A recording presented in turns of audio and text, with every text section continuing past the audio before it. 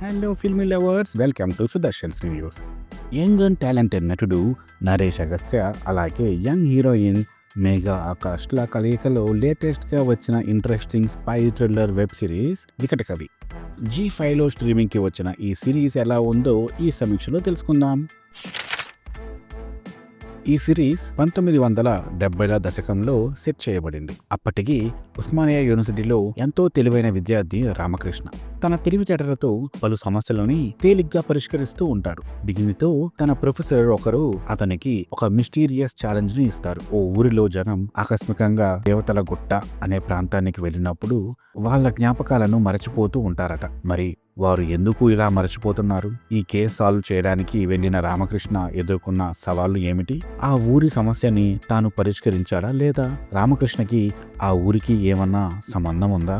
తన గతం ఏంటి అనే ఇంట్రెస్టింగ్ ప్రశ్నలకి సమాధానం తెలియాలి అంటే మీరు కూడా ఈ వెబ్ సిరీస్ చూడాల్సిందే.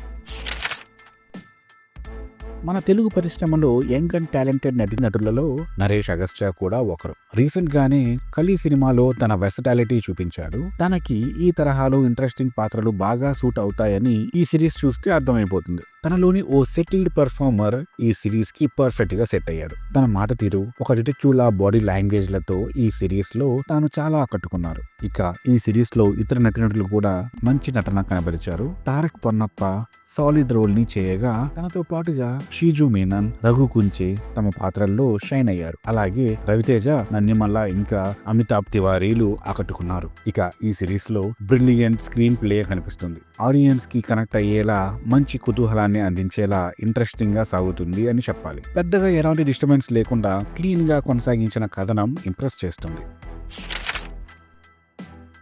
ఈ సిరీస్లో మూమెంట్స్ అన్ని ఒకంత ఆసక్తికరంగా ఉన్నప్పటికీ పలు సన్నివేశాలు ఇంకా బలంగా ప్రజెంట్ చేసి ఉంటే బాగుండేది. కొన్ని చోట్ల కథనం మరీ నెమ్మదిగా సాగతీతగా పోతూ ఉంటుంది. ఇంకా పలు ఎలివేషన్స్ వంటి వాటిని ఇంకొంచెం బెటర్ గా తీసి ఉండాల్సింది. అలాగే సిరీస్ లో మేఘా ఆకాష్ రోల్ ఒకంత డిసప్పాయింట్ చేస్తుంది. తన పాత్రలో అంత డెప్త్ కూడా ఉన్నట్లు అనిపించదు. దీనితో సిరీస్ లో తనలాంటి నోటెడ్ ఫేస్ ఉన్నప్పటికీ ఆమె పాత్ర వేస్ట్ అయిందనే చెప్పొచ్చు. అలాగే పలు చోట్ల కథనం మాత్రం ఒకంత సింపుల్ గా ఊహాజనికంగానే అనిపిస్తూ ఉంటుంది. అలాగే ఈ సిరీస్ లో కొన్ని స్లో సన్నివేశాల కంటే మంచి ఇంట్రెస్టింగ్ ట్విస్ట్లు లాంటివి పెట్టి ఉంటే మరింత గ్రిప్పింగ్ గా అనిపించేది. కానీ వాటిని మేకర్స్ పూర్తి స్థాయిలో వినియోగించుకోలేకపోయారు.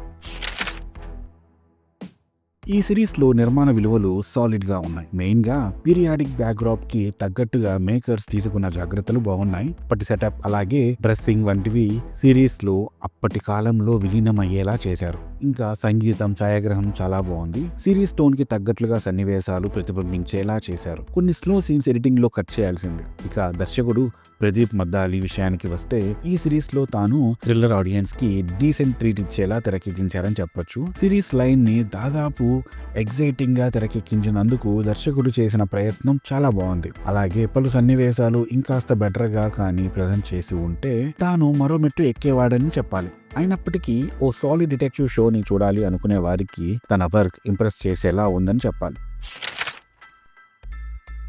తెలంగాణ నుంచి వచ్చిన మొదటి detective series Vikatakavi. Interesting theme తో మంచి థ్రిల్స్ ఇచ్చే కథనం ఎపిసోడ్స్ తో డీసెంట్ గా సాగుతుంది అని చెప్పాలి. మెయిన్ లీడ్ లో నటుడు నరేష్ అగస్త్య మరోసారి షైన్ అవ్వగా ఈ సిరీస్ ఇంప్రెస్ చేస్తుంది. కాకపోతే ఇంకొంచెం బెటర్ గా కొన్ని సీన్స్ ని తెరకెక్కించి ఉంటే డెఫినెట్ గా ఇది మరింత థ్రిల్స్ ని అందించేది. అయినప్పటికీ ఈ సిరీస్ ని డెఫినెట్ గా ఓటీటీలో ట్రై చేయొచ్చు. కాబట్టి ఈ వెబ్ సిరీస్ కి సుదర్శన్స్ రివ్యూ ఇస్తున్న rating 3/5. I am Sudarshan. I am going to signing off.